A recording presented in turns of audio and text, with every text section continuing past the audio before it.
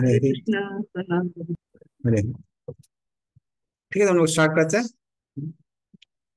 ओम अज्ञानतिमिरन्धस्य ज्ञानाञ्जनशलाकया चक्षुरुन्मिलितं येन तस्मै श्रीगुरुवे नमः। श्रीचैतन्यमनोभीष्टं स्थापितं येन भूतले शान्तिरूपदामह्यं ददाति सपदान्तिकं।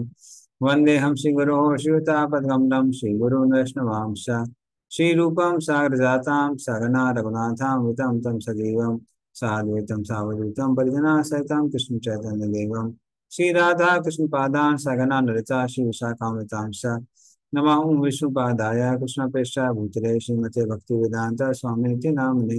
नमस्ते सारस्वते देवे गौरवाणी प्रचारिणे निर्विशेष शून्यवादी पासादेस्थाने वाञ्छाकल्पतरुभ्यश्च कृपा सिन्धुभ्यश्च पतितनां पावनेभ्यो वैष्णवेभ्यो नमो नमः। नमो महावदन्याय कृष्ण प्रेमप्रदायते कृष्णाय कृष्ण चैतन्य नाम्ने गौतस्य नमः। हे कृष्ण करुणा सिंधु दीनबंधु जगत्पते गोपसा गोपिका कांता राधा कांता नमस्ते। तब कांचन गौरांगी श्री राधे वृंदावनेश्वरी विश्वभानुसुते देवी प्रणमामि हरिप्रिये नीलाचरण वासाय नित्याय परमात्मने बलभद्र सुभद्राभ्याम जगन्नाथाय ते नमः। जय श्री कृष्ण चैतन्य प्रभु नित्यानंद श्री अद्वैत गदाधर शिवासादि गौर भक्तवृंद। हरे कृष्णा कृष्ण कृष्ण हरे हरे हरे राम राम राम हरे हरे। मुख करोति या स्वानुभाव संसारी नाम करुणा प्रयाण व्यासो मुख्यान गुरु मुनि नाम। हरे Krishna. Sumitra, you can share the screen. Prabhu, I will sharing this too. हाँ, ठीक है। So, Prabhuji, like that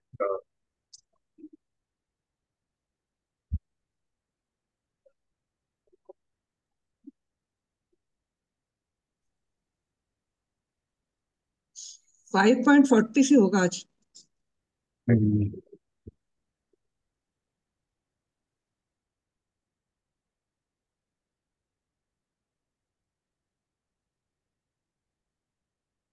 ठीक है, तो हम लोग विराट रूप का के दर्शन की बात कर रहे थे। तो 40-41 में हमारा कौन सा दर्शन चल रहा है? तो जैसे हमने बताया विराट रूप कैसे है? विराट रूप जैसे किसी बिल्डिंग बनाने के पहले हम लोग नक्शा बनाते हैं उसका। उसी तरह से जो हमारे सिविल इंजीनियर हैं इस ब्रह्मांड के, कौन? ब्रह्मा जी। तो ब्रह्मा जी को जो ब्लूप्रिंट मिलता है वो विराट रूप है। तो ये जो करंट डिस्क्रिप्शन चल रहा है विराट रूप का, ये आ, कौन सी जगह कौन कौन से ग्रह मंडल रहने चाहिए उसका डिस्क्रिप्शन है, उसका विस्तार दिया गया है। तो उसी को कंटिन्यू करते हैं हम लोग। तत्कट्याम चातलम क्लिप्तम ऊरुभ्याम वितलम विभो जानुभ्याम सुतलम शुद्धम जंघाभ्याम तु तलातलम महातलम तु गुल्फाभ्याम प्रपदाभ्याम रसातलम पातालम पादतलत इति लोकमया पुमान। पढ़िए इसका अर्थ। हरे कृष्णा। हे पुत्र नारद, तुम मुझसे जान लो कि कुल 14 लोकों में से 7 निम्न ग्रह मंडल अधोलोक है। इनमें पहला लोक अतल है, जो कोटि में स्थित है। दूसरा लोक वितल, जांघों में स्थित है। तीसरा लोक सुतल, घुटनों में। चौथा लोक तलातल, पिंडलियों में। पांचवा लोक महातल, टखनों में। छठा लोक रसातल है, जो पांव के ऊपरी भाग में स्थित है। तथा सातवां लोक पाताल लोक है, जो तलवों में स्थित है। इस प्रकार भगवान का विराट रूप समस्त लोकों से पूर्ण है। हरे कृष्ण। धन्यवाद। तो इसमें क्या लिखा हुआ है? जो अतल है वो भगवान का पीछे का भाग है। वितल है वो उनकी जांघें हैं। सुतल उनके घुटने हैं। तलातल उनके उसके ऊपर का हिस्सा है। फिर महातल उनकी एड़ियां हैं। रसातल पैरों के ऊपर का हिस्सा है। और पाताल उनके चरण है। तो जैसे शरीर में अलग अलग पोजिशंस होती है, उसी तरह से ये इंडिकेशन क्या है कि उसी तरह से ब्रह्मांड के अंदर भी ये अलग अलग लोगों की पोजीशन होगी। तो उसको यहां पर बताया गया। चलिए अगले में चलते 42।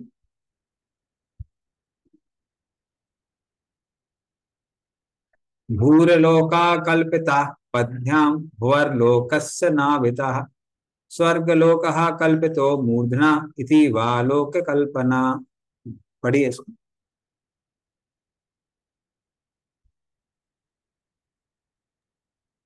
हरे कृष्णा। अन्य लोग संपूर्ण लोकों को 3 भागों में विभाजित कर सकते हैं।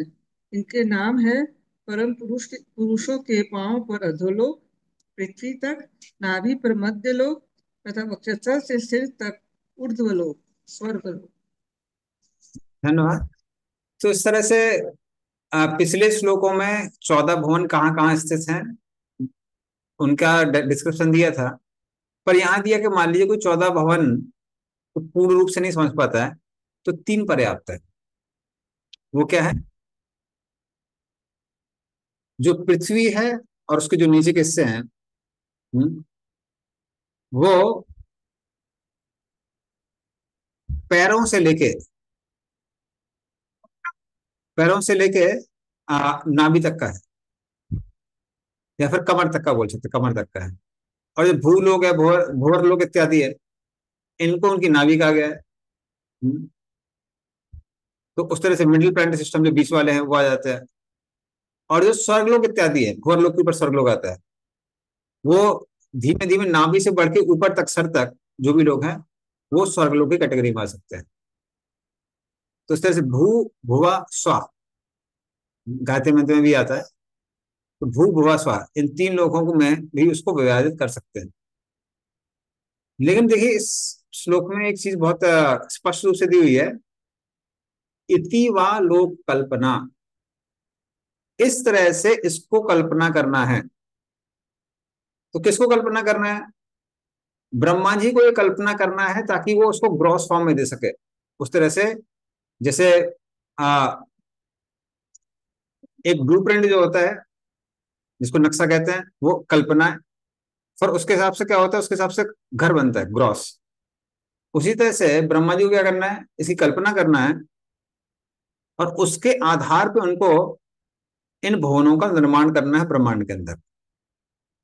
तो इस तरह से भगवान ये ब्लूप्रिंट देते हैं किसके रूप में? विराट रूप के रूप में। एक और व्यक्ति कल्पना करता है, कौन करता है? वो योगी जिनका हृदय शुद्ध नहीं है अभी भी, जो हमने पहले भी डिस्कस किया था। तो जो योगी जिनका हृदय शुद्ध है वो ध्यान करते हैं परमात्मा पे, और जिनका हृदय अशुद्ध है अभी भी, वो कल्पना करते हैं किसकी? विराट रूप की। तो ये एक तरह के विराट रूप हैं जिनकी योगी लोग कल्पना कर सकते हैं, इति वा लोक कल्पना, ताकि वो उन पर ध्यान करेंगे और धीरे धीरे करके उनका हृदय शुद्ध हो जाए। ठीक है। तो इस तरह से हमारा 5वां नंबर अध्याय समाप्त होता है। तो इसमें सर्ग के बारे में बताया गया था, और अब हम लोग धीमे धीमे विसर्ग के बारे में चर्चा करेंगे, जो कि अध्याय नंबर 6 में है। 2.6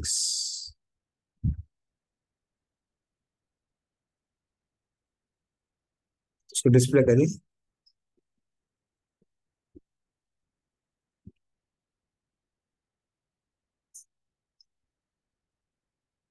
ब्रह्मवाच वाचा वै निर्मुखम क्षेत्रम छंदसां सप्त धातवः हव्य कव्यामृतान्नानाम जीवा सर्वरसस्य च। पढ़िए इसका अर्थ। अर्थ और तात्पर्य दोनों पढ़ सकते हैं इसका, तो इसमें गायत्री मंत्र के बारे में दिया हुआ है। हरे कृष्णा। ब्रह्मा जी ने कहा, विराट पुरुष का मुख वाणी का उद्गम केंद्र है और उसका नियामक देव अग्नि है। उनकी त्वचा तथा अन्य 6 स्तर आवरण वैदिक मंत्रों के उद्गम केंद्र है और उनकी जीव देवताओं, पितरों तथा सामान्य जनों को अर्पित करने वाले विभिन्न खाद्यों तथा व्यंजनों, रसों का उद्गम है। तात्पर्य। यहाँ पर भगवान के विराट रूप के ऐश्वर्यों का वर्णन हुआ है। यह कहा गया है कि उनका मुख सभी प्रकार की वाणी का उद्गम केंद्र है और इसका अधिष्ठाता देव अग्निदेव है। उनकी त्वचा तथा शारीरिक रचना के अन्य 6 स्तर गायत्री जैसे 7 प्रकार के वैदिक मंत्रों के सृजन केंद्र है। गायत्री समस्त वैदिक मंत्रों का शुभारंभ है और श्रीमद् भागवत के प्रथम खंड में इसी की व्याख्या हुई है। क्योंकि जितने सृजन केंद्र है ये भगवान के विराट रूप के विभिन्न अंग है। और चूंकि भगवान का रूप भौतिक सृष्टि से परे है, अतः यह समझना चाहिए कि वाणी, जीव, त्वचा इत्यादि यह बोध होता है कि भगवान का दिव्य रूप इनसे रहित नहीं होता। भौतिक वाणी या भोजन ग्रहण करने की शक्ति मूलतः भगवान से उत्पन्न होती है। ऐसी क्रियाएं मूल आकारों के विकृत प्रतिबिंब है। दिव्य अवस्था भी आध्यात्मिक विविधता से रहित नहीं होती। आध्यात्मिक जगत में भौतिक विविधता के विकृत स्वरूप अपने दिव्य मूल स्वरूप में पूरी तरह अभिव्यक्त हुए दिखते हैं। अंतर केवल इतना ही होता है कि भौतिक कार्यकलाप प्रकृति की तीन गुणों से कलुषित हो जाते हैं, जबकि आध्यात्मिक जगत में सारी शक्तियां शुद्ध होती है, क्योंकि ये भगवान की अनन्य दिव्य भक्ति में लगी रहती है। आध्यात्मिक जगत में भगवान प्रत्येक वस्तु के भव्य भोक्ता है और सारे जीव भौतिक प्रकृति के गुणों के कलमश से रहित भगवान की दिव्य प्रेम में सेवा में लगे रहते हैं।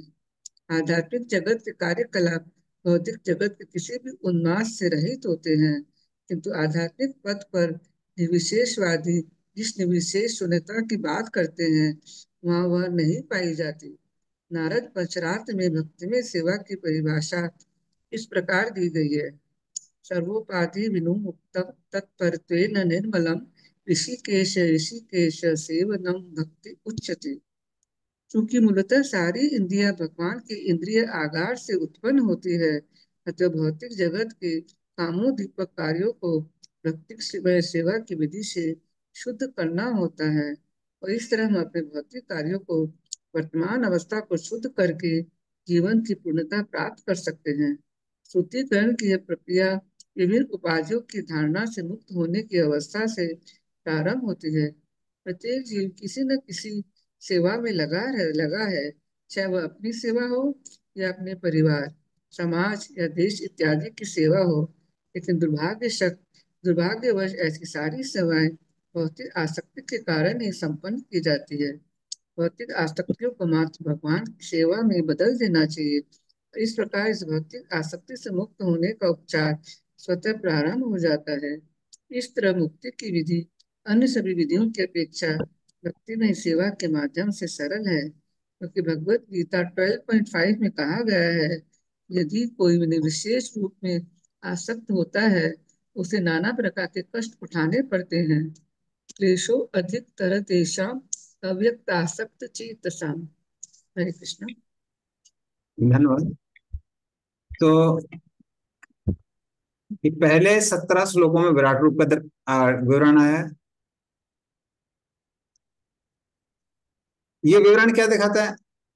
ये विवरण दिखाता है कि कैसे जितने भी तत्व हैं, वो सारे के सारे तत्व हमारे अंदर कहाँ से आते हैं? वो सारे सारे तत्व हमारे अंदर विराट रूप से आते हैं। तो ये 1 से 17 में है, जो अभी हमने एक श्लोक पढ़ा। तो हम देखें पूरे 1 से 17 तक वही आने वाला है। ये इतना महंगा डिस्क्रिप्शन क्यों दिया गया है? ये डिस्क्रिप्शन इसलिए दिया गया है, ये समझाने के लिए कि भगवान विष्णु दोनों इस संसार के निमित्त कारण भी हैं और उपादान कारण भी हैं। तो आपको याद होगा, निमित्त और उपादान कारण का मैंने एग्जांपल दिया था कि जैसे कुम्हार क्या करता है, सब चीज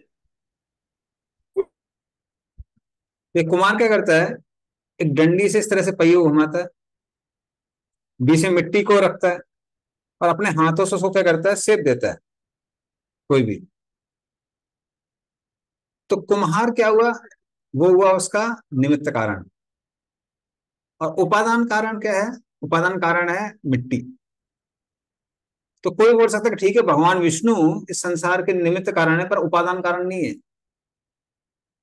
इन श्लोकों में श्लोक नंबर 1 से 17 में एकदम स्पष्ट रूप से बताया गया है कि भगवान विष्णु मात्र निमित्त कारण नहीं है, वो इस संसार के उपादान कारण भी है, जिसको इंग्लिश में लोग बोलते हैं material cause and the ingredient cause. हाँ, efficient cause and the material cause. तो वो दोनों के दोनों हैं संसार के, निमित्त कारण भी, उपादान कारण भी है। और ये डिस्क्रिप्शन यहाँ पे भागवत में क्यों दिया गया है? ये बनाया गया है, दिया गया है हमको कृष्ण भावना भावित बनाने के लिए। कि हम कोई भी चीज देखते हैं हम इमीडिएटली उसको रिलेट कर सकते हैं ये कहाँ से आई है, भगवान विष्णु से आई है। हाँ? जो कि एक सत्य है, ऐसा नहीं कि दिस इमेजिनेशन, ये कोई इमेजिनेशन नहीं है, ये सत्य है। और अगर हम इसका एहसास कर पाएंगे कि सारी चीजें भगवान विष्णु से आए हैं तो हम हमेशा कृष्ण भावना भावित रह सकते हैं। तो ये इसका मेन गोल है, कृष्ण भावना भावित करने के लिए ये सारी डिटेल बताए गए हैं कि सारी चीजें कहाँ से आई है, भगवान विष्णु से आई है। तो ये 1 से 17 श्लोक में, फिर 18 श्लोक नंबर श्लोक से 22 नंबर श्लोक में भौतिक जगत और आध्यात्मिक जगत इनकी तुलना आती है। 23 से 30 में, 23 नंबर श्लोक से 30 नंबर श्लोक में बताया जाता है कि ब्रह्मा जी कहते हैं कि भगवान इस संसार के उपादान कारण भी हैं। 31 से 33 तक ब्रह्मा जी ने जो नारद मुनि के प्रश्नों का उत्तर दिया था उसकी समरी है। 34 नंबर श्लोक से 38 नंबर श्लोक में ब्रह्मा जी बताते हैं कैसे, क्यों उनकी बात पे विश्वास करना चाहिए। क्योंकि बहुत लोग बहुत कुछ कह सकते हैं, तो ब्रह्मा जी बताते हैं क्यों मेरी बात पे विश्वास करना चाहिए। हाँ, तो ये 34 to 38 है। और 39 नंबर से 46 नंबर श्लोक में ब्रह्मा जी कारणोदक्षा विष्णु के बारे में बताते हैं, जो कि सारे तत्वों के क्या है, कारण है। अब इन सारे श्लोकों में श्लोक नंबर 1 से 17 तक हम एक फॉर्मूला देखेंगे, और वो हम देखेंगे सारे के सारे जो तत्वों का निर्माण हो रहा है वो एक फॉर्मूला के अंतर्गत हो रहा है। तो वो फॉर्मूला क्या है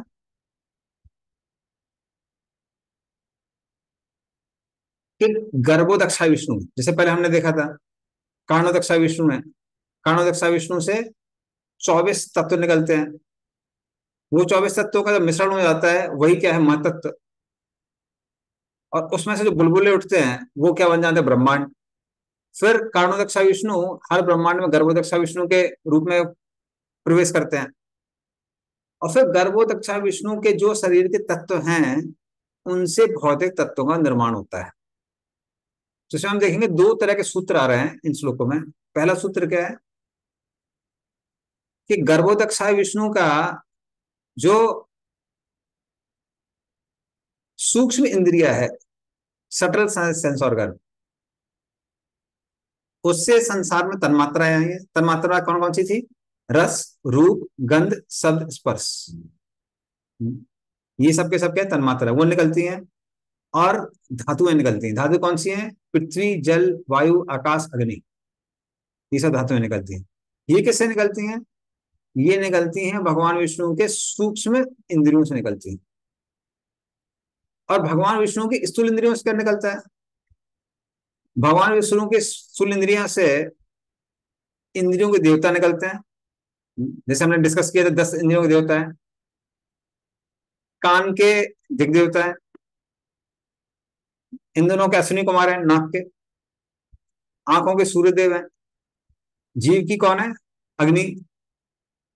हाँ, त्वचा के वायुदेव है। हाथों के इंद्र है, पैरों के उपेंद्र है।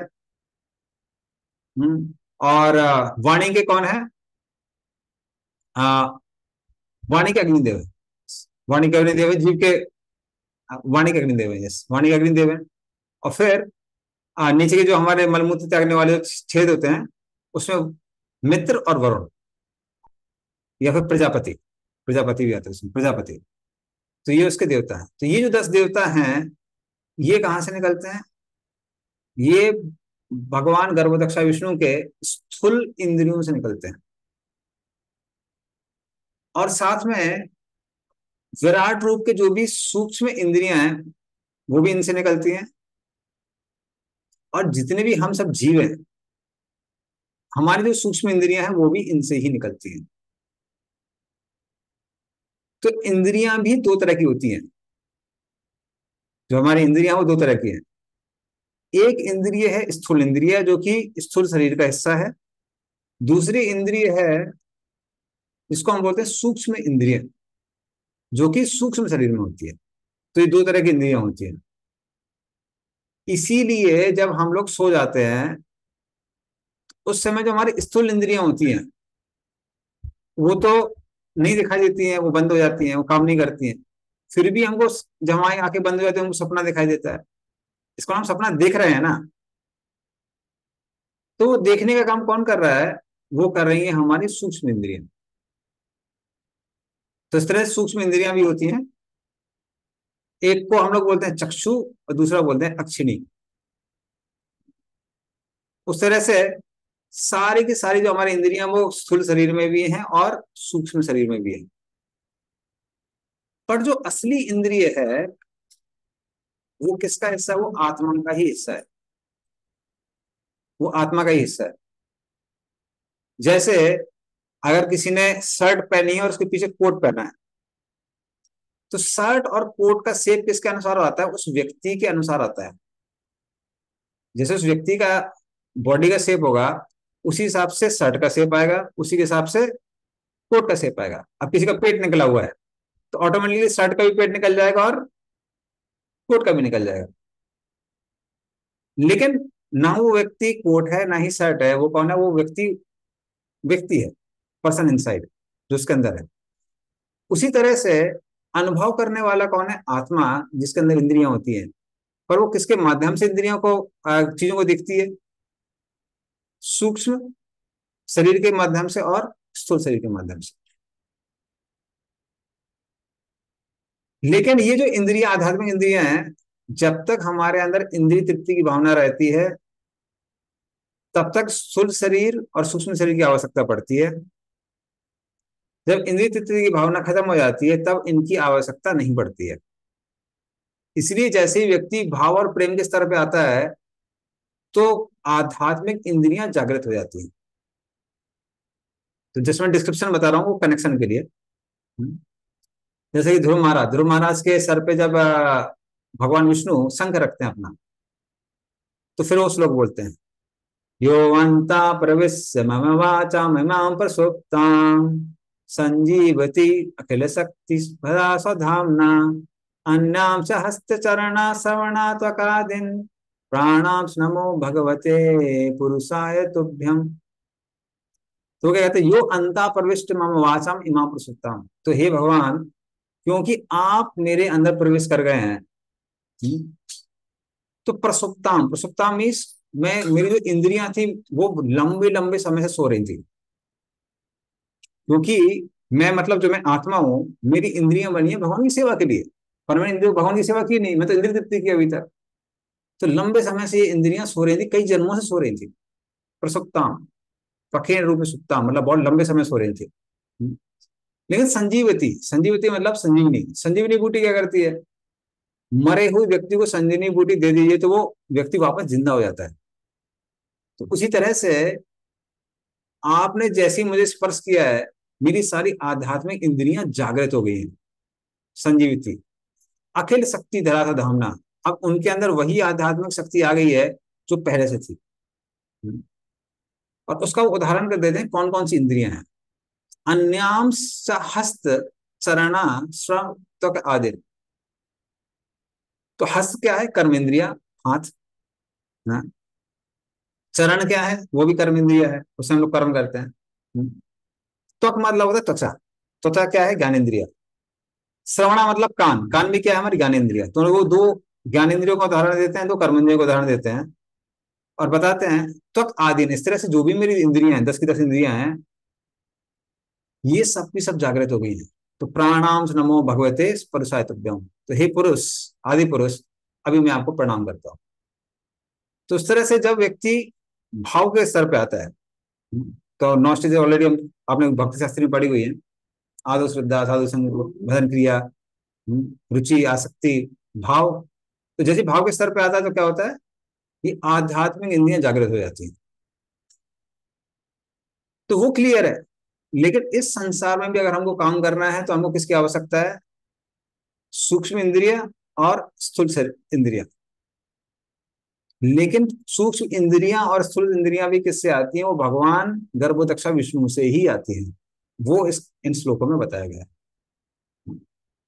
सो प्रभु जी कैन स्क्रॉल अप। इसको हम लोग वापस श्लोक पे जाते हैं। प्रभु जी, हाँ। आपने बताया कि भगवान की सूक्ष्म इंद्रियां हैं और हम्म स्थूल इंद्रियां हैं, लेकिन हम लोग तो ये पढ़े हैं ना कि भगवान का भगवान एब्सोल्यूट है, तो वो हम्म कंप्लीटली स्पिरिचुअल है। हम्म। तो स्पिरिचुअल में भी ग्रोस और सटल है। यस। तो आध्यात्मिक शरीर में भी सूक्ष्म और स्थूल इंद्रियां हैं, किंतु वो किसकी बनी हुई है? संदिनी संविद राधनी की बनी हुई है। किसकी बनी है? संदिनी संविद राधनी। संदिनी शक्ति से हमारे अंदर क्या आता है? सत। संविद शक्ति से हमारे अंदर क्या आता है? चित्त। लादनी शक्ति से हमारे के अंदर क्या आता है? आनंद।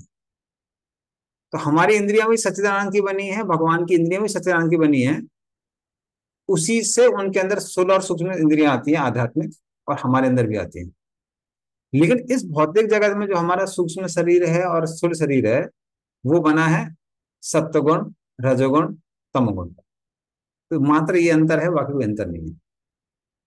इसलिए हमारी इंद्रियां कैसी है? हमारी जो भौतिक इंद्रियां ये लिमिटेड है, हम आंख से सिर्फ देख सकते हैं। लेकिन जो आध्यात्मिक इंद्रियां हैं वो दूसरी इंद्रियों का भी काम कर सकती हैं। तो जैसे हम लोग बोलते हैं ना कि भगवान के सामने जो भोग लगाते हैं तो भगवान दृष्टिपात से उसको खा लेते हैं, तो उनकी आंख में और जीव में कोई अंतर नहीं है। प्रभुपाद चैतन्य चरितामृत के प्रीफेस में लिखते हैं कि ये सिर्फ भगवान के लिए नहीं, ये जीवों के लिए भी है। तो जो आध्यात्मिक जगत में जीव हैं उनकी इंद्रियां भी जो हैं वो दूसरी इंद्रियों की तरह काम कर सकती हैं। तो it is not only for Krishna, it is only for also for jivas, वो जीवों के लिए भी है। तो ये अंतर है किसमें? सूक्ष्म इंद्रिय, सॉरी, आध्यात्मिक इंद्रिय में और भौतिक इंद्रियों में। तो प्रभु जी, जो हिमालय में योगीज होते हैं, जो हम्म महीनों तक सालों तक खाते नहीं है पीते नहीं है, हम्म। तो वो उनकी भी क्या आध्यात्मिक इंद्रियां एक्टिवेट हो गई हैं? सबकी हम नहीं कह सकते कि सारी योगियों की वो आध्यात्मिक इंद्रियां एक्टिवेट हो गई हैं, क्योंकि आप 11th कैंटो में पढ़ेंगे उद्धव गीता में, भगवान वहां बताते हैं क्योंकि वो उन इंद्रियों से भगवान पर मेडिटेट करते रहते हैं और खासकर एक फंक्शनैलिटी भी मेडिटेट करते रहते हैं। इसलिए वो क्या बोल सकते हैं बोरोड पावर, वो पावर उनको भगवान से मिल जाती है। जैसे जो लोग योगी लोग क्या मेडिटेट करते हैं कि भगवान सूक्ष्म से सूक्ष्म, छोटे से छोटे, उनको कौन सी शक्ति मिल जाती है? छोटे होने की शक्ति मिल जाती है। जो लोग मेडिटेट करते हैं कैसे भगवान सबसे हल्के हैं, तो उनको लघिमा शक्ति प्राप्त हो जाती है।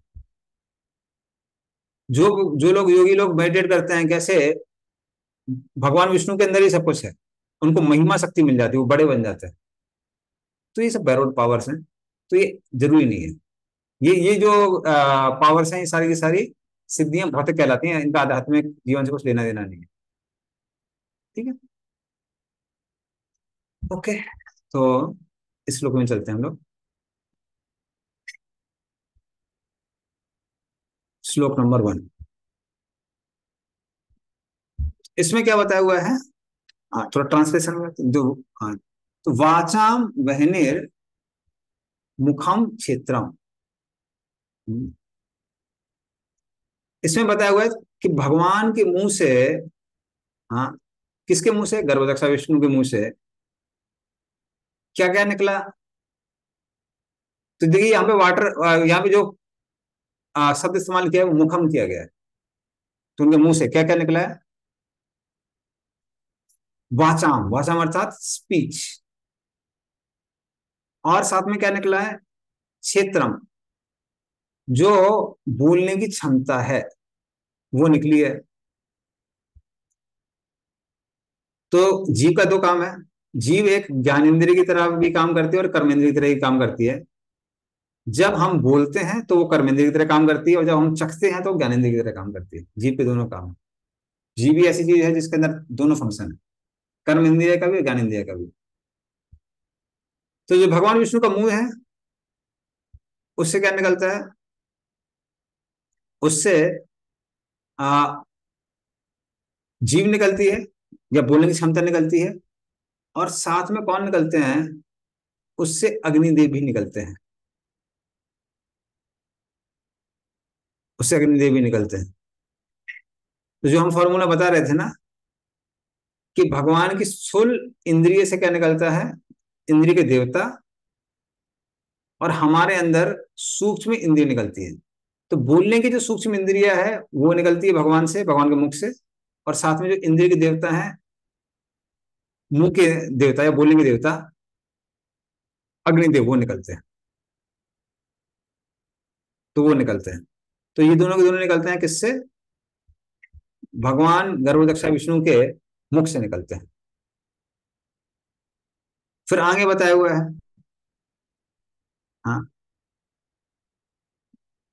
आगे बताते हैं कि उसमें से भगवान की 7 धातुएं हैं। 7 धातुएं कौन कौन सी होती हैं, रस, हाँ जिसको इंग्लिश में प्लाज्मा बोलते हैं, ये हमारा सपोर्ट होता है कफ दोष से। फिर रक्त, जिसको ब्लड कहते हैं, वो सपोर्ट होता है पित्त दोष से। तो जिनको पित्त का दोष होता है उनको रक्त की प्रॉब्लम होती है। फिर मांस, मांस मतलब मसल, ये भी कफ दोष से होता है। फिर मेधा, ये फैट जिसको बोलते हैं, ये भी कफ दोष से होता है। अस्थि मतलब हड्डियां, ये वात दोष से प्रभावित होती हैं। फिर मज्जा, जिसको हम लोग बोन मैरो कहते हैं, वो कफ दोष से प्रभावित होती है। और शुक्र, सीमन जिसको हम लोग होते हैं, वो कफ दोष से प्रभावित होता है। तो ये जो 7 धातुएं हैं, तो क्या बताया गया है कि उनकी 7 धातुओं से 7 गायत्रियां निकली हैं। 7 गायत्रियां निकली हुई हैं। तो खैर ये बहुत टेक्निकल है। तो 7 गायत्रियां हैं, उनमें से मिश्रित, हाँ सबसे पहले है हमारी 8 छंद वाली गायत्री है। फिर 8 छंदों की एक और गायत्री है जिसको अनुष्टुप छंद कहते हैं, वो निकलती है। 11 शब्दों से बनती है, उसको त्रिष्टुप बोलते हैं, वो गायत्री निकलती है। 12 जो शब्द होते हैं उनसे जगती निकलती है। 12 फिर शब्द होते हैं उनसे उष्णी निकलती है। फिर बृहति है और मिश्रित है। तो इस तरह से 7 गायत्री निकलती हैं भगवान के 7 धातुओं से। तो वो लिखा हुआ है। फिर भगवान के क्या लिखा है, जीवा सर्वरसस्य हव्य हव्यान मतान अनन्नम जीवा जीव रसस्य। तो भगवान की जो जीव है, हाँ, उससे क्या निकलता है, सारे देवताओं को, जो जो देवताओं को और पितरों को जो जो भोग चढ़ाया जाता है, या फिर पितरों को जो भी अन्न दिया जाता है, ऑफरिंग दी जाती है, वो सब की सब कहां से निकलती है, वो सब निकलती है भगवान की जीभ से, भगवान विष्णु की जीभ से। इसलिए कहते हैं अगर भगवान विष्णु का भोग लगा रहे हैं तो ऑटोमेटिकली सारे देवताओं को और पितरों को वो प्राप्त हो जाता है, क्योंकि वो उनकी जीभ से निकलता है। तो हव्य हव्य मामता अन्नम जीवा सर्वरसस्य। तो ये निकलता है उससे, और उससे 6 तरह के रस निकलते हैं। तो ये 6 रस कौन कौन से हैं, मधुर, अम्ल, मधुर मतलब स्वीट, अम्ल मतलब सावर, लवण सॉल्टी, तिक्त बिटर, कटु पंजेंट, और कसाय एस्ट्रिंजेंट। और अगर आयुर्वेद की दृष्टि से अगर हम लोग देखेंगे, काफी डिटेल्स में जो लोग आयुर्वेद में पढ़ते हैं वो बताते हैं, किस रस का आप भोजन कर रहे हैं उसके हिसाब से शरीर में प्रभाव पड़ता है। तो सिर्फ आप उसका चक्के, तो लोग बोलते हैं इस समय मीठा खाना चाहिए, इस समय कटु खाना चाहिए, इस समय लवण वाला मतलब सॉल्टी खाना चाहिए, वो सारे डिटेल वो बताते हैं। तो ये 6 रस जो हैं वो किससे निकलते हैं, ये भी भगवान की जीभ से ही निकलते हैं।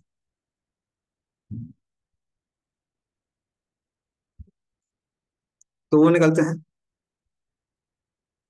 फिर जीव निकलती है उससे, और वरुण देव, वरुण देव जो चखने के देवता हैं वो भी उससे ही निकलते हैं। तो ये सब के सब उस हमारा जो फॉर्मूला है उसमें फिट हो जाते हैं। ओके, कैसे भगवान गर्भदक्षा विष्णु से सब निकलते हैं। चलिए अब दूसरा श्लोक पढ़ते हैं। प्रभु जी, हम लोग जो भोग धरते हैं भगवान को, वो कैसे उनके मुंह से निकलता है, मतलब? हाँ, अगर हम भगवान विष्णु को भोग दे रहे हैं, ऑटोमेटिकली हम लोग जो पितर हैं उनको वो प्राप्त हो जाता है, उनका अन्न। और सारे देवता लोग जो जिनको वो भोग लगता है वो उनको प्राप्त हो जाता है। इसीलिए ऑटोमेटिक। ऑटोमेटिक, इसीलिए उनको जीव कहा गया है। तो विराट रूप में उनको पोजीशन दी गई है। जैसे हम लोग कई बार बोलते हैं ना कि भगवान विष्णु अगर चढ़ा है तो सब कुछ चढ़ जाता है, उसका डिटेल यहाँ लिखा हुआ है कि यार आप मुख में चढ़ा रहे हैं तो किसको क्या प्राप्त होता है। तो अगर भोग चढ़ा रहे हैं भगवान को तो अच्छा। ऑटोमेटिकली उनको प्राप्त हो जाता है। इसे अगर आप गया में भी जाएंगे, गया में सबसे पहले वो भोग किसको चढ़ता है, विष्णुपाद। फिर बाकी लोग बाकी जगह वो लोग वो करते रहते हैं, पिंडदान करते रहते हैं। ठीक है।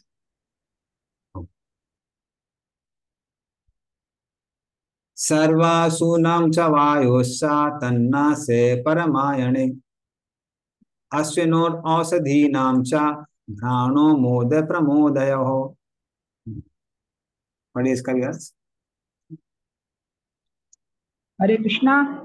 उनके दोनों नथुने हमारे श्वास के तथा अन्य सभी प्रकार की वायु के जनन केंद्र हैं। उनकी घ्राण शक्ति से अश्विनी कुमार तथा समस्त प्रकार की जड़ी बूटियां उत्पन्न होती हैं और उनकी श्वास शक्ति से विभिन्न प्रकार की सुगंधियां उत्पन्न होती हैं। हरे कृष्णा। धन्यवाद। तो इस तरह से आ, जो सूंघने का भी जो उनके पास ऑर्गन है, तो उसमें जो उनका सूक्ष्म ऑर्गनों से क्या क्या निकलती हैं, अलग अलग तरण मात्राएं निकलती हैं, मतलब सुगंधियां निकलती हैं।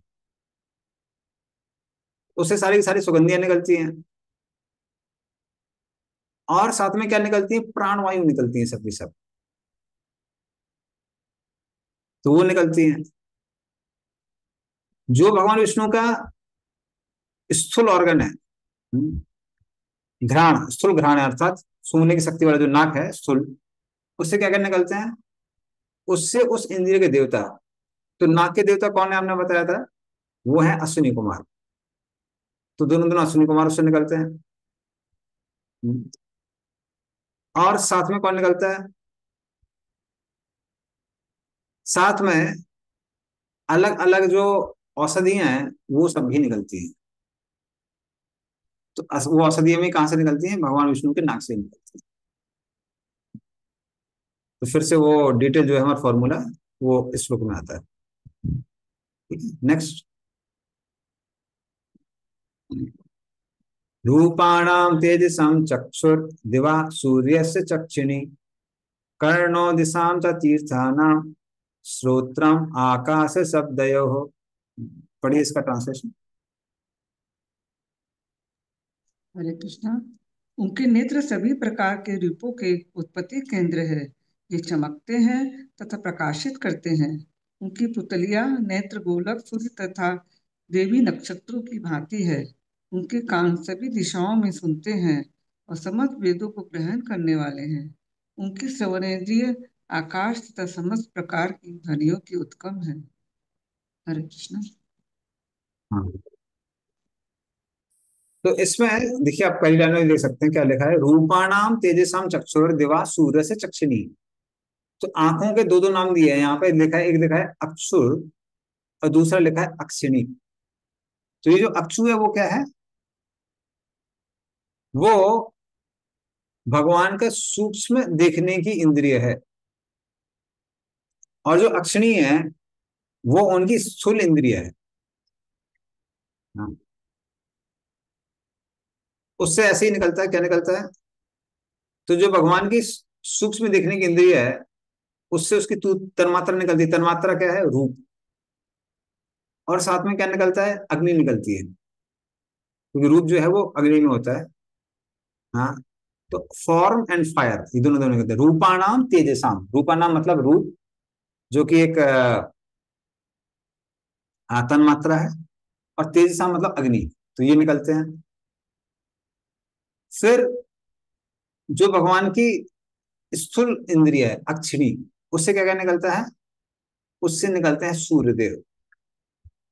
सूर्य देव जो कि इंद्रियों के देवता हैं, खासकर आंख के देवता हैं, और उससे हमारे अंदर, सबके अंदर स्थूल और सूक्ष्म इंद्रियां देखने की आती हैं, हमारे अंदर भी आती हैं और विराट रूप के अंदर भी आती हैं। इसलिए आयुर्वेद में जो बहुत सारे लोग हैं वो क्या बताते हैं, किसी को अगर आंखें मजबूत करनी है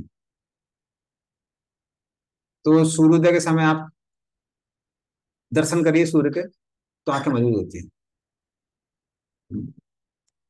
तो इस तरह से दिया, क्यों दिया जाता है, क्योंकि सूर्यदेव है वो क्या है, उसकी आंखों के इंद्रिय है, वो देवता है, संस देवता। और वो भी किसने निकलते हैं, वो भगवान विष्णु से ही निकलते हैं। फिर जो भगवान की सुनने वाली है, तो इसमें भी देखिए दो क्या लिखा है, कर्णों लिखा है और सूत्रम लिखा हुआ है। तो जो उनके कान है, हाँ, ग्रॉस, उससे क्या निकलते हैं, उससे कान के देवता निकलते हैं। और वो देवता कौन है, वो है दिग देवता, दिशाओं के जो देवता हैं दिग देवता, वो निकलते हैं। और साथ में क्या निकलता है, हमारे सबके अंदर कान निकलते हैं, जीवों के अंदर, और विराट रूप के अंदर भी कान निकलते हैं। तो वो निकलता है उसमें से। और जो भगवान का सबल ऑर्गन है कान का, उससे ध्वनि निकलती है और आकाश निकलता है। तो ये सब के सब निकलते हैं भगवान विष्णु के कान से। तो लिखा हुआ है sky and all kinds of sound, आकाश सत्व और ध्वनिया, ये सब निकलते हैं। ठीक है, क्लियर। चलिए आगे चलते हैं अगले बारे में। Prabhuji, like here, Satyayo, all the sound is the material sound. Sound is, This sound is the material sound. हाँ, metal sound, yes this metal, सदैव इज मेटल साउंड। लेकिन जो कर्णों लिखा हुआ है वो भगवान विष्णु का, इसलिए वो स्पिरिचुअल है। हरे कृष्ण प्रभु जी। प्रभु जी, कान के देवता कौन से बताया आपने, कान के देवता कौन है? दिग देवता, दिग मतलब होता है दिशाएं, जिसे लोग बोलते हैं दिगंबर। दिगंबर मतलब जो सिर्फ दिशाओं से ढके हुए हैं, उनको दिगंबर कहते हैं। तो उस तरह से दिग, दिग मतलब होता है दिशाएं, तो दिशाओं के जो देवता है उनको दिग देवता कहते हैं। ठीक है, चलिए नेक्स्ट चलते हैं। तद्गात्रं वस्तु साराणां सौभगस्य च भाजनम् त्वगस्पर्श वायोश्च सर्वमेधस्य च विहि। पढ़िए इसका अर्थ। उनके शरीर की ऊपरी सतह सभी वस्तुओं के सार एवं समस्त शुभ अवसरों की जन्म स्थली है। उनकी त्वचा गतिशील वायु की भांति सभी प्रकार के स्पर्श का उद्गम तथा समस्त प्रकार के यज्ञों को संपन्न करने का स्थान है। हरे कृष्ण। तो इस तरह से श्लोक में क्या बताया है, त्वग स्पर्श वायुश्च सर्वस्य मेधस्य च विहि। तो उनके उनका जो शरीर है वो सारे एक्टिव प्रिंसिपल्स, मतलब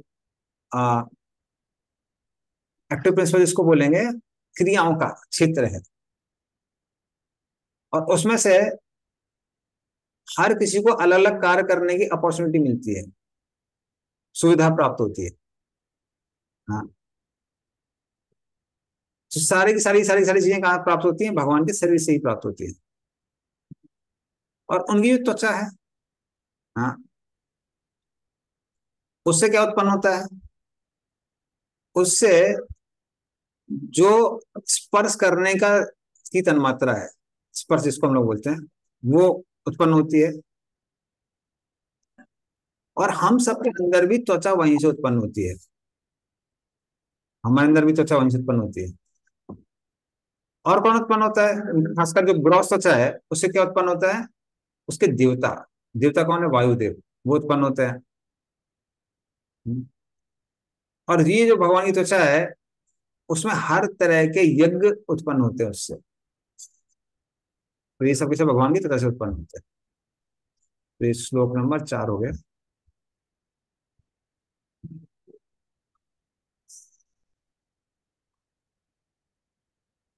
नेक्स्ट 5 नंबर श्लोक।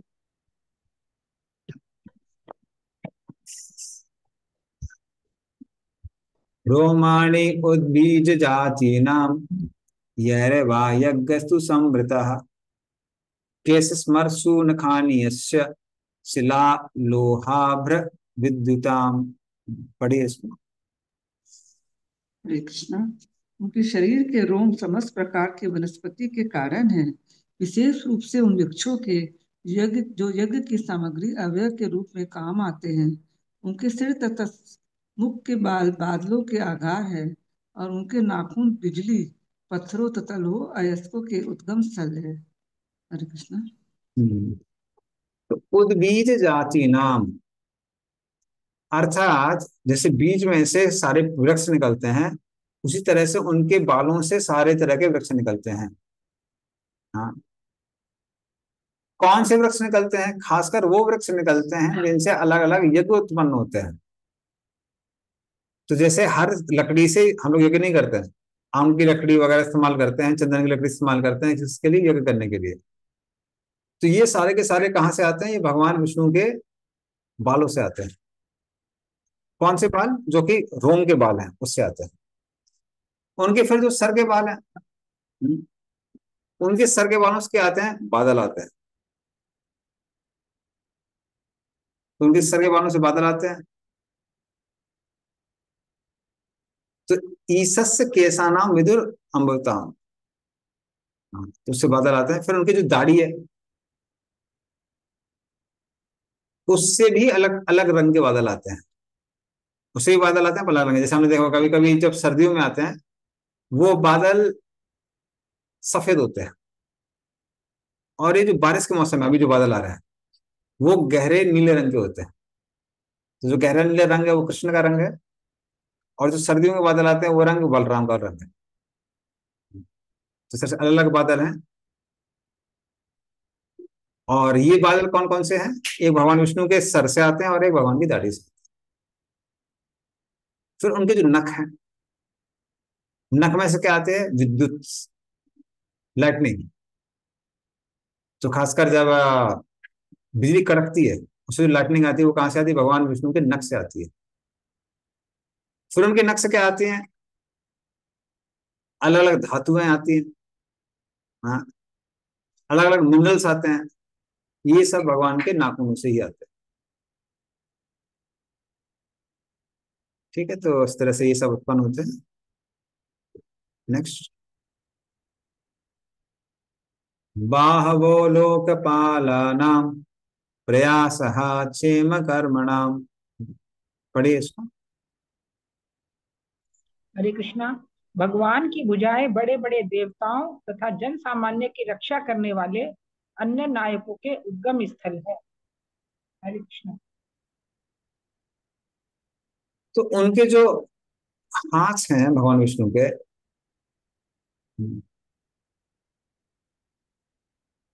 उससे कौन आते हैं? जो रक्षा करने वाले अन्य देवता हैं, खासकर इंद्रदेव। इंद्रदेव भगवान विष्णु के हाथों से आते हैं। और लोकपाला नाम, बाकी जो भी लीडर्स होते हैं जैसे राजा इत्यादि हैं, वो भी कहां से आते हैं? वो भी भगवान विष्णु के हाथों से ही आते हैं। तो जब भी कोई हमको अटैक करता है, अगर हमको रक्षा करनी है, सबसे पहले हमारे हाथ बाहर आते हैं। ये जनरल आपने टेंडेंसी देखी होगी। अगर मान लीजिए हम नहीं चाहते कोई गिरे, मगर कोई गिर रहा है, तो सबसे पहले ऑटोमेटिकली क्या होता है? हाथ बाहर आता है। क्योंकि हाथ का मेन काम है शरीर की रक्षा करना। उसी तरह से जो भी रक्षा करने वाले अलग अलग लोग हैं, भगवान विष्णु के हाथों से ही आते हैं। ठीक है, चलिए नेक्स्ट।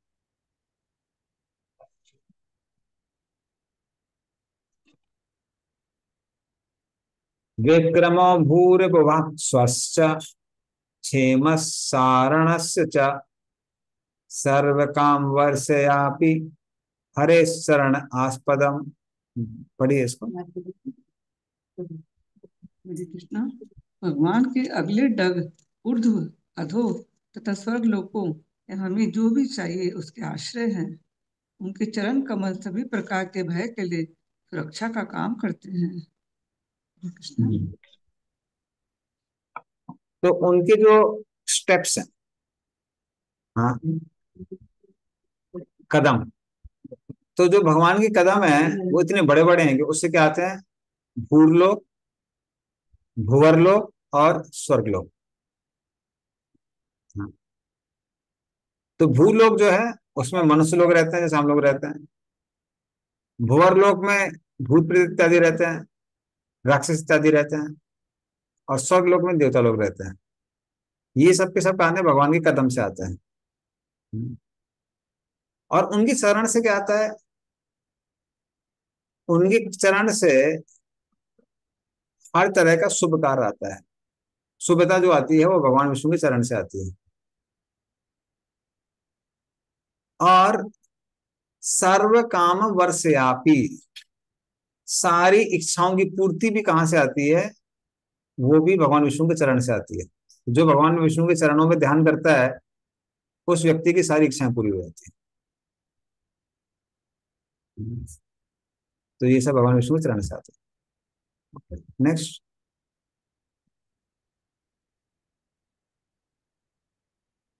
अपां वीर्यस्य सर्गस्य प्रजनयस्य प्रजापतेः पुंसः शिश्न उपस्थस्तु प्रजाति आनंद निवृतेः। पढ़िए इसको। हरे कृष्णा। भगवान के जननांगों से जल, वीर्य, सृजनकर्ता, अवयव, वर्षा तथा प्रजापतियों का जन्म होता है। उनके जननांग उस आनंद के कारण स्वरूप है जिससे जनन के कष्ट का प्रतिकार किया जा सकता है। हरे कृष्ण। तो इस तरह से उनके वीर से हर तरह के प्रजापति आते हैं, जैसे दक्ष प्रजापति इत्यादि आते हैं। हाँ, और आनंद आता है। तो ये सबका सब कहाँ से आता है, भगवान विष्णु के वीर से आता है। अभी वो बाकी शरीर के अंग दिए हुए हैं अगले श्लोक में। पायुर्यमस्य मित्रस्य परिमोक्षस्य नारद हिंसाया निर्वृते मृत्युर निरयस्य गुदम स्मृतः। पढ़िए इसको।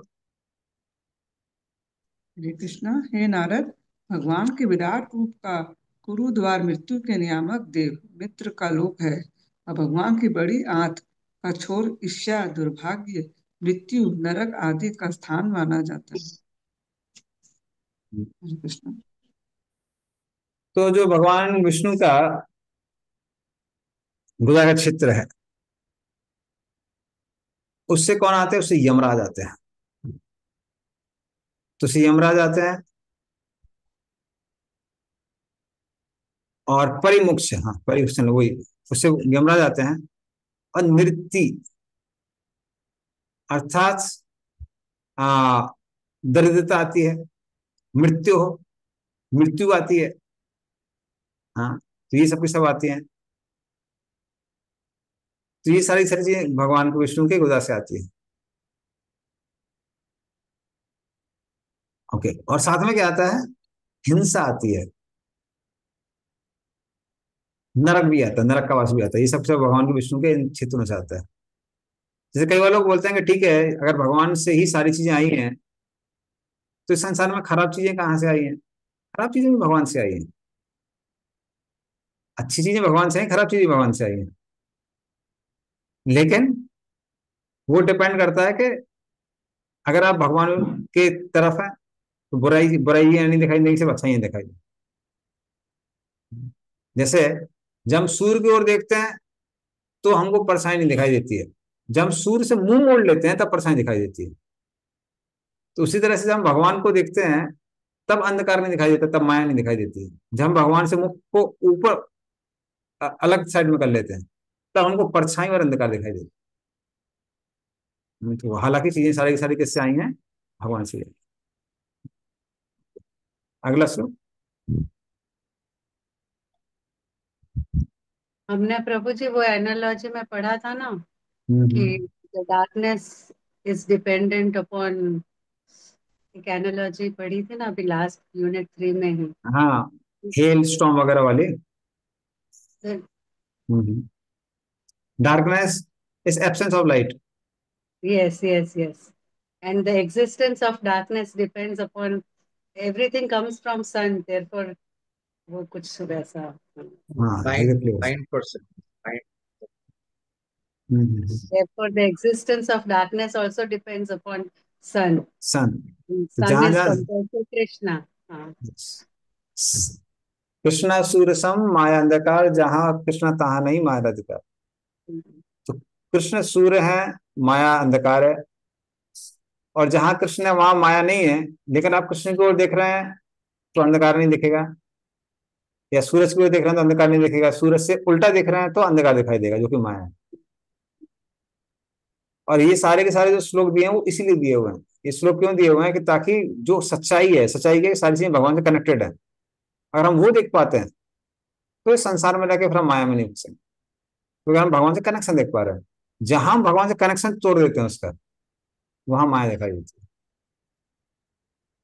तो उसी को कनेक्ट करने के लिए ये सारे श्लोक दिए हुए हैं।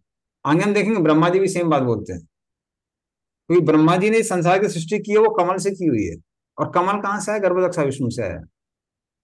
तो ब्रह्मा जी कहते हैं कि संसार में आपके अलावा में किसी को दिखते ही नहीं हो, क्योंकि जो भी स्थित है 14 भुवन है वो सब उसी कमल के अंदर स्थित है। और वो कमल कौन है? वो भगवान विष्णु से निकला हुआ है। तो इस संसार में भगवान विष्णु से अलग कुछ है ही नहीं। जो उसको रियलाइज कर पाता है वो माया में नहीं है, जो नहीं रियलाइज कर पाता है वो माया में। Connection connection important.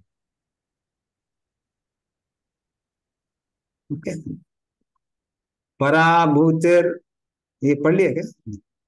पराभूतिर अधर्मस्य तमसश्चापि पश्चिमः नाड्डो नद नदीनां च गोत्राणाम अस्ति समा संहति।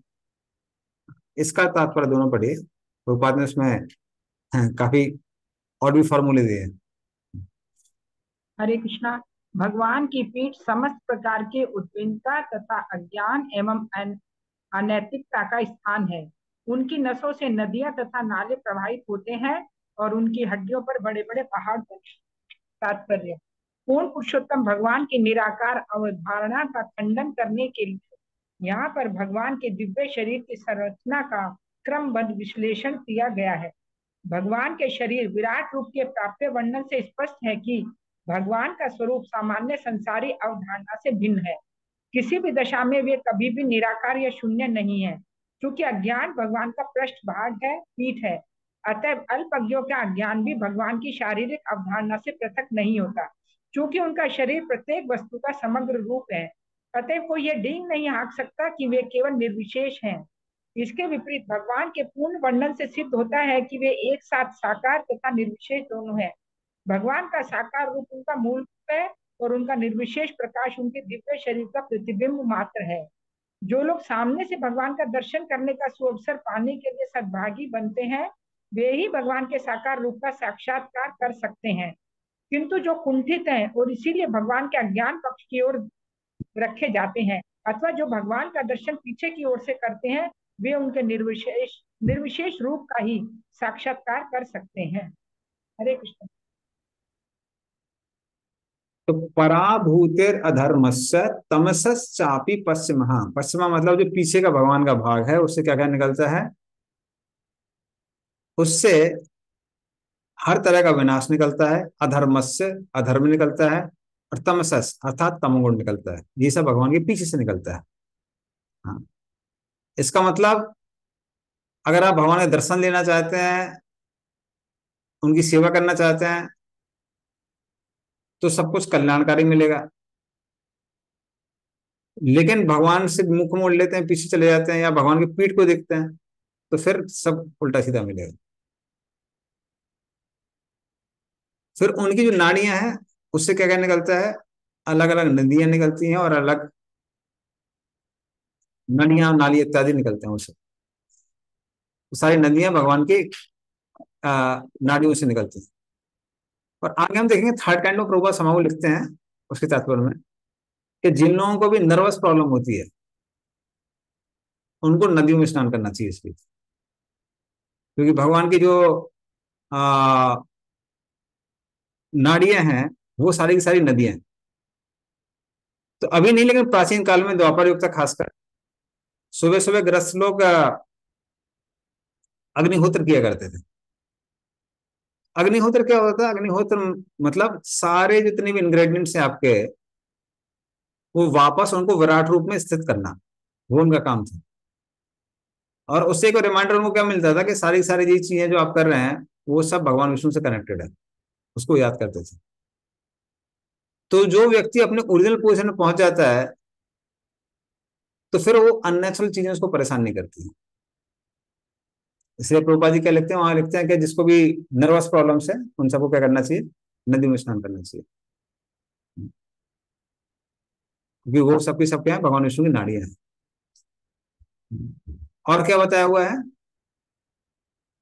कि उनकी हड्डियों से क्या निकले हैं, अलग अलग पर्वत निकले हुए हैं, वो सब भगवान के हड्डियों से निकले हुए। सो गोत्राणाम अस्थि संहति ही, उनकी अस्थियों से निकले हैं गोत्राणाम, अर्थात अलग अलग पहाड़। ठीक है, नेक्स्ट अगला। Hare Krishna, bro. हाँ जी। So you uh, like in Tattva, uh, it's, four it's, created. All the souls are in Tattva. हाँ So is that those souls that have like it's, seeing the backside of the Lord, or like getting the other side of the Lord. That's why they are here in the material world, or is there any other? For example, okay. Hmm. that's why they are in the orange spot and the dark side of this. हाँ, allegory के लिए हम लोग क्या बोल सकते हैं, बोल सकते हैं कि हाँ भाई इन्होंने ये, क्योंकि भगवान विष्णु की ओर मुख मोड़ के आए हैं इसलिए इनको क्या मिलता है, तमस मिलता है, उनको अंधकार मिलता है, वो संसार में आते हैं, वो हम कह सकते हैं।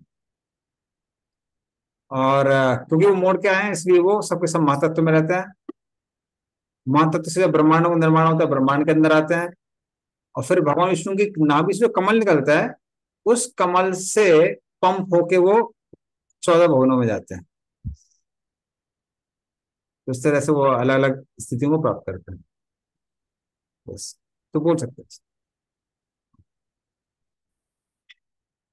ओके, नेक्स्ट श्लोक। अव्यक्त रस सिंधूना भूतानां निधनस्य च उदरम विदितम पुंसो हृदयम मनसा पदम। पढ़िए इसका भी अर्थ और तात्पर्य। हरे कृष्णा। भगवान का निराकार पहलू महासागरों का आश्रय स्थान है और उनका उदर भौतिक दृष्टि से विनष्ट जीवों का आश्रय है। उनका हृदय जीवों के सूक्ष्म भौतिक शरीरों का आश्रय स्थल है। बुद्धिमान लोग इसे इसी प्रकार से जानते हैं। तात्पर्य भगवत गीता 8.17-18 में कहा गया है, मनुष्यों की गणना के अनुसार ब्रह्मा का एक दिन चारों युगों के 1000 युगों के प्रत्येक 82 करोड़ लाख वर्ष होता है। और ब्रह्मा की रात भी इतनी ही बड़ी होती है। ब्रह्मा ऐसे 100 वर्षों तक जीवित रहते हैं और तब उनकी मृत्यु हो जाती है। ब्रह्मा जो सामान्यतः भगवान के बहुत बड़े भक्त होते हैं, अपनी मृत्यु के बाद मुक्ति प्राप्त करते हैं। इस प्रकार ब्रह्मांड ब्रह्मा जी द्वारा नियंत्रित फुटबॉल जैसा गोलाकार पिंड का संहार हो जाता है और किसी ग्रह विशेष के या कि पूरे ब्रह्मांड के निवासी भी विनष्ट हो जाते हैं। इस श्लोक में उल्लिखित अव्यक्त शब्द का अर्थ ब्रह्मा की रात है, जब आंशिक प्रलय होता है और उस विशेष ब्रह्मांड के जीव यहाँ तक कि ब्रह्म लोग बड़े बड़े समुद्रों आदि सहित विराट पुरुष के उदर में आश्रय ग्रहण करते हैं। ब्रह्मा की रात बीतने पर पुनः सृजन होता है और भगवान के उदर में स्थित सारे जीव अपनी अपनी भूमिका निभाने के लिए छोड़ दिए जाते हैं, मानो वह गहरी निद्रा से जगे हो। क्योंकि जीव कभी नष्ट नहीं होते, अतः भौतिक जगत का संहार होने पर जीवों का अस्तित्व नहीं मिटता। लेकिन जब तक मुक्ति नहीं मिलती तब तक जीव को एक शरीर त्याग कर पुनः पुनः दूसरा शरीर धारण करना होता है। ये मनुष्य जीवन शरीर के बारंबार होने वाले परिवर्तन का समाधान निकालने के लिए होता है। जिसके फलस्वरूप आध्यात्मिक आकाश में स्थान प्राप्त हो सके, जहाँ प्रत्येक वस्तु सनातन आनंदमय तथा ज्ञान से परिपूर्ण है। दूसरे शब्दों में जीवों के सूक्ष्म रूप परम पुरुष के हृदय में रहते हैं और सृजन के समय वे आकार ग्रहण करते हैं। हरे कृष्णा। धन्यवाद। तो उनके पेट से क्या क्या निकलते हैं? उनके पेट से सारे समुद्र निकलते हैं। इसको सिंधु बोला गया है। उससे सारे भोजन में रस उत्पन्न होता है उसके अंदर। फिर प्रधान, प्रधान क्या है? महातत्व जिसमें सत्वगुण रजोगुण तमोगुण तीनों तीनों बैलेंस, उसको प्रधान कहते हैं। और सारे जीवों का विनाश भी उसी से निकलता है। विनाश को लिखा हुआ है, इसे प्रभुपाद बताते हैं कि जब पूर्ण प्रलय होता है, हाँ, जब ब्रह्मा जी भी चले जाते हैं, सारे ब्रह्मांड महाविष्णु के शरीर में चले जाते हैं, उसके बाद सारे जीव का आश्रय लेते हैं, वो भगवान विष्णु के उदर के ऊपर आश्रय लेते हैं, उनके पेट के ऊपर आश्रय लेते हैं। इसीलिए उसको क्या बोला गया है? निधनस्य च, डिस्ट्रक्शन या प्रलय। प्रलय का बीज कहां से आता है? भगवान विष्णु के पेट से ही आता है। और उनके हृदय से क्या आता है? व्यक्ति का मन आता है। ये यहां पे क्यों बोला गया है? क्योंकि हृदय क्षेत्र में व्यक्ति के 4 तत्व हैं: मन, बुद्धि, अहंकार, चित्त। ये सब के सब कहाँ होते हैं? हृदय क्षेत्र में होते हैं। साथ में कौन होता है? आत्मा और परमात्मा। तो ये सब के सब कहाँ स्थित हैं? ये सब व्यक्ति के हृदय में स्थित होते हैं। उसी तरह से भगवान विष्णु के हृदय में क्या स्थित होता है? जीवों के मन स्थित होते हैं। तो सबके मन स्थित कहाँ है? भगवान विष्णु के हृदय में स्थित है। और तीसरे स्कंद में हम देखेंगे, जब विराट रूप का डिस्क्रिप्शन आएगा, वहां पर उपद बताते हैं कि अगर किसी को भी पेट की समस्या है तो व्यक्ति को समुद्र में स्नान करना चाहिए। ये उन्होंने भक्तिचारू महाराज को भी बोला था। भक्तिचारू महाराज ने हम लोगों को बताया था कि whenever you go to any place where ocean is there, go and take ocean bath. It is good for stomach. तो किसी को अगर पेट की समस्या है तो प्रभुपाद बोलते थे कि आपको वहां का समुद्र में स्नान करना चाहिए, क्योंकि समुद्र जो है वो सबके सब कहां से निकले? वो भगवान विष्णु के पेट से निकले, उधर से निकले। ठीक है, चलिए नेक्स्ट श्लोक। धर्मस्य मम तुभ्यं च कुमाराणां भवस्य च विज्ञानस्य च सत्त्वस्य प्रस्यात्मा परायणम्। हरे कृष्णा। तथापि उन महापुरुष की चेतना धार्मिक सिद्धांतों का मेरा, तुम्हारा तथा चारों कुमारों सनक, सनातन, सनत कुमार तथा सनंदन का निवास स्थान है। यही चेतना सत्य तथा दिव्य ज्ञान का निवास स्थान है। हरे कृष्ण। धन्यवाद। तो उनके अंतःकरण में, उनका अंतःकरण किस किस चीज का आश्रय है? धर्म का आश्रय है, मैं और मेरा का भी आश्रय है। क्योंकि मैं और जो मेरा है वो कहां से आता है? वो अहंकार के कारण आता है। और अहंकार भी कहां स्थित है? वो हृदय में स्थित होता है। तो भगवान विष्णु के हृदय में मैं और मेरा भी स्थित है। तो ये भावना भी वहीं से उत्पन्न होती है। फिर सत्वस्य, जैसे मैंने बताया, चित्त, चित्त भी कहां से आता है? वो भगवान विष्णु के हृदय से आता है। विज्ञान से मतलब बुद्धि। तो हमारी बुद्धि हमारे हृदय क्षेत्र में स्थित है, चित्त भी हृदय में स्थित है। लेकिन सबकी बुद्धियां और सबके चित्त कहाँ स्थित हैं? वो भगवान विष्णु के हृदय में स्थित है। फिर कौन कौन स्थित है? कुमारा नाम, जो चतुष्कुमार है, ये भी भगवान विष्णु के हृदय में स्थित है। और भवस्य, भगवान शिव। तो भगवान शिव भी भगवान के हृदय में ही स्थित है, भगवान विष्णु के हृदय में स्थित है। आ, उसका एक कारण हम ये भी ले सकते हैं कि ठीक है, भगवान शिव जो है वो अहंकार का प्रतीक है इस संसार के अंदर, उसके लिए हम बोल सकते हैं। और अगर वैष्णव के दृष्टिकोण से देखा जाए तो निम्न गानाम यथा गंगा देवानाम अच्युतो यथा वैष्णव नाम यथा शंभु पुराणाम इदम यथा। तो सारे वैष्णवों में श्रेष्ठ वैष्णव कौन है? भगवान शंकर है या भगवान शिव है। इसलिए भी हम उनको कह सकते हैं वो कहाँ स्थित है, वो भगवान विष्णु के हृदय में स्थित है। तो ये दोनों दृष्टिकोण से हम बोल सकते प्रभु जी, हैं।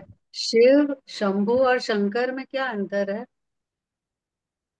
ओके, तो वैसे तो ये नाम जो है वो अलग अलग मीनिंग होते हैं उनके। शिव में जनरली ऑस्पिशियस होता है, लेकिन शंभु इन जनरल टेक्निकली बोला जाए तो वैसे तो हम लोग नॉर्मली इसको बहुत तरह यूज कर सकते हैं, लेकिन शंभु अगर टेक्निकली बोला जाए तो शंभु एक तत्व है। तो जब भगवान विष्णु दृष्टिपात करते हैं तो उस दृष्टि को क्या बोलते हैं? शंभु कहते हैं। और उन शंभु के अंदर 55 गुण स्थित है, 55 क्वालिटीज। हम्म, और शंकर काफी ग्रॉस फॉर्म है, जो प्लैनेट में रहता है उसको इस तरह से बोलते हैं। शिव जनरली ऑस्पिशियस बोलते हैं, तो इवन जो सदाशिव हैं उनको भी हम लोग शिव कहते हैं। और सदाशिव के अंदर 60 क्वालिटी है, भगवान विष्णु जैसी क्वालिटीज है।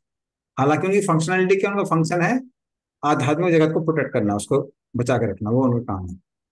पर उनकी गुण 60 है। और वही समूह शिव जब इस भौतिक जगत में आते हैं तो उनके कितने गुण हो जाते हैं? 55, 55। तो और उसको प्रभु, शंकर कहते हैं। सर समूह कहते हैं, समूह। Yes। हाँ और बोलिए। प्रभु जी, हम लोग जो बोलते हैं गुरु तत्व, विष्णु तत्व, शंभु तत्व, तो पंच तत्व क्या है? तत्व मतलब इन दैट सेंस। ओके, एक पांच तत्व हम लोग इनको भी बोलते हैं, पृथ्वी जलवायु अग्नि आकाश इत्यादि। हाँ। और पंच तत्व हम इनको किसको भी बोलते हैं? जो आ, श्री कृष्ण चैतन्य प्रभु नित्यानंद श्री अद्वैत गदाधर शिवासादि, तो इनमें सारे के सारे तत्व आ जाते हैं पंच तत्व जो हम बोलते हैं। तो श्रीवास ठाकुर जो है वो जीव का प्रतीक है, प्योर डिवोटी, शुद्ध भक्त का प्रतीक है। हम्म, गदाधर पंडित जो है, गदाधर पंडित शक्ति तत्व में आ जाते हैं। तो जो भगवान विष्णु की शक्ति है, जैसे राधा रानी हो गई, सत्यभामा इत्यादि जितने भी हैं, वो सब गदाधर पंडित। शक्ति तत्व में आ जाती है, गदाधर पंडित। हम्म, फिर जो अद्वैत आचार्य हैं, वैसे अद्वैत आचार्य अपने आप में डिफरेंट पर्सनैलिटी है। अद्वैत आचार्य भगवान विष्णु के वो अंग हैं जो भौतिक प्रकृति को जीव धारण की शक्ति प्रदान करती है। तो भगवान विष्णु के वो अंग जो भौतिक प्रकृति को जीव धारण करने की शक्ति प्रदान करते हैं, उनको अद्वैत आचार्य कहते हैं। ये डिफरेंट पर्सनैलिटी, लेकिन फिर भी वो किसके प्रतीक हैं? वो आप उनको बोल सकते हैं महाविष्णु के प्रतीक हैं, जो कि इस संसार में संरक्षण करने वाले विष्णु तत्व हैं। हाँ। फिर जो नित्यानंद प्रभु हैं वो गुरु के प्रतीक है, आदि गुरु। और इन सब का अगर हम आश्रय लेते हैं तो हमको कौन प्रताप प्राप्त होते हैं? राधा कृष्ण प्राप्त होते हैं, जो कि चैतन्य महाप्रभु। तो इस तरह से इन सबकी पर्सनैलिटी पंच तत्व मिल जाता थैंक यू प्रभु जी, ये बहुत दिन से जानना था। है। ठीक है, चलिए नेक्स्ट में चलते हैं, नेक्स्ट श्लोक।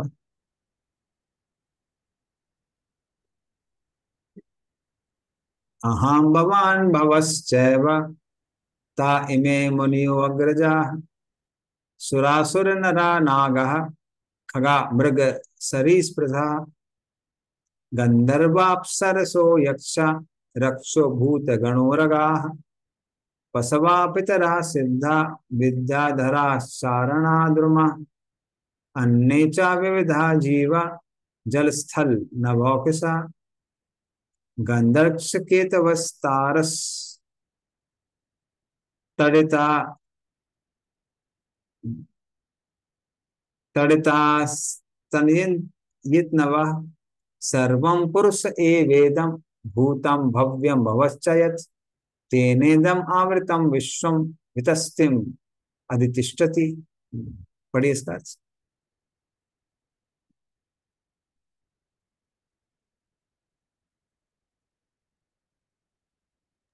हरे कृष्णा। मुझसे ब्रह्मा से लेकर तुम तथा भविष्य तक जितने भी बड़े बड़े ऋषि मुनि तुमसे पूर्व हुए हैं, वे देवतागण, असुरगण, नाग, मनुष्य, पक्षी, पशु, सरीसृप इत्यादि तथा समस्त ब्रह्मांडों की सारी दिश अभिव्यक्तियां यथा ग्रह, नक्षत्र, उच्छल तारे, सितारे, विद्युत, गर्जन तथा विभिन्न लोकों के निवासी यथा गंधर्व, अप्सरा, यक्ष, राक्षस, भूतगण, उरग, पशु, पितर, सिद्ध, विद्याधर, चारण एवं अन्य विविध प्रकार के जीव, जिनमें पक्षी, पशु तथा वृक्ष एवं अन्य जो कुछ हो सकता है, सभी सम्मिलित हैं। ये सभी भूत, वर्तमान तथा भविष्य सभी कालों में भगवान के विराट रूप द्वारा आच्छादित है। यद्यपि वे इन सबों से परे रहते हैं और सदैव एक बालिष्ठ आकार के रूप में रहते हैं। हरे कृष्णा।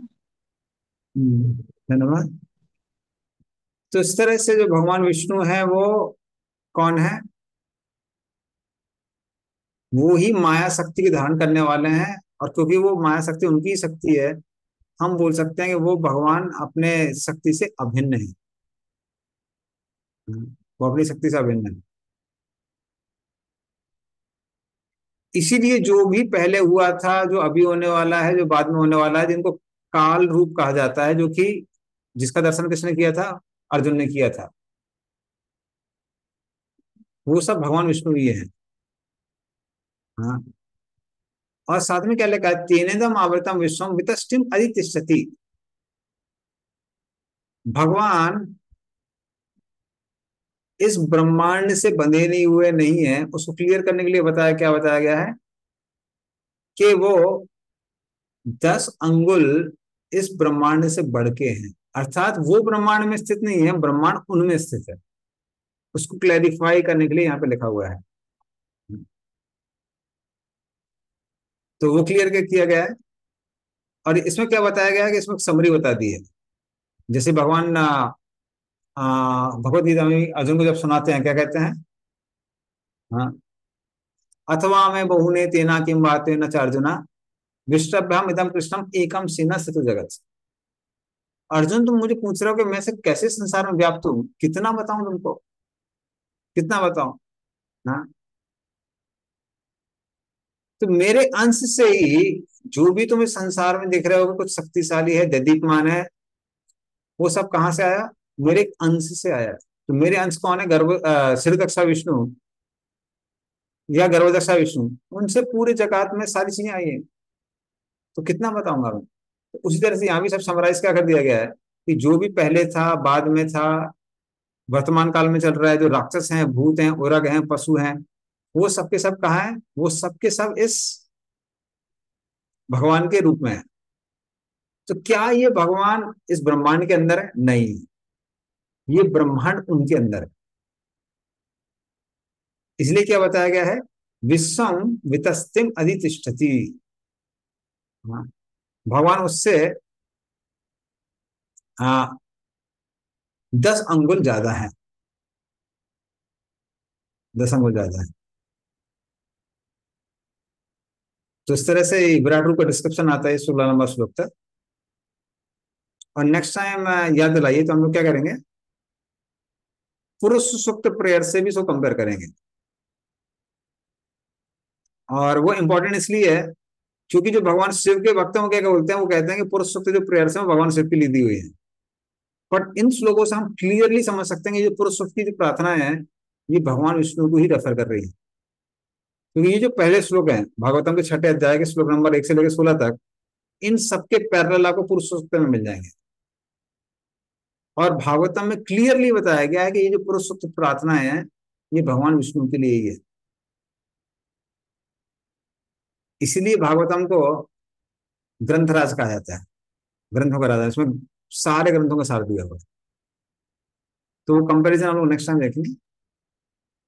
तो तो जी, यस, तो मैं जनरल नॉलेज बुक में मैं देख रहा था, there is a description of Purushashukta prayer, and it is given that it is from the Rig Veda, and that prayer is for the Brahmaji. So it is given in that book. I was thinking how it can, and it is description is there. It is from the Rig Veda and so and so, but it is for the Brahmaji. So it's considered as a Purusha like that. But in No, general, this में भी version of Portuguese person कौन था, क्या नाम था उसका, forgot his name, उसको Britishers ने एम्प्लॉय किया था वेदास को मिस रिप्रेजेंट करने के लिए, Max Muller. Max Muller. So that mean max Muller's version also. But south India में खासकर जहां जहां भगवान शिव के और विष्णु के टेम्पल्स हैं, आप शिव कांची जाएंगे तो वो क्या बोलेंगे, भगवान शिव के लिए, विष्णु कांची जाएंगे तो बोलेंगे भगवान विष्णु के लिए है. बट भागवतम ये श्लोक क्लियर करते हैं कि भगवान विष्णु के लिए ही है, ये पुरुषोक्त प्रेयर से. तो ये नेक्स्ट टाइम देखेंगे कैसे एक एक श्लोक के एक एक जो पार्ट है वो पुरुषोक्त की प्रार्थना को वो कर रहा है, मतलब कंपेयर कर रहा है. इसलिए प्रभुपाद ने जो टाइटल दिया वो दिया पुरुषोक्त confirm. So Prabhupada given that title, so that it becomes बहुत बहुत क्लियर हो जाता है कि पुरुषोक्त प्रेयर्स जैसी ही हम देखेंगे वो एकदम मैच करते हैं पुरुषोक्त प्रेयर्स. ठीक है, तो इस तरह से विराटों का डिस्कशन हमारा हो गया आज का, और आगे हम लोग नेक्स्ट क्लास में डिस्कस करेंगे. नंदरा श्रीमद् भागवतम की जय, श्री प्रभुपाद की जय. भगवान सकल पूर्वसा कृपा सिंधु पतितानां पावनेभ्यो वैष्णवेभ्यो, श्री प्रभुपाद की. हरे कृष्ण प्रभु जी, सादर प्रणाम. हाँ.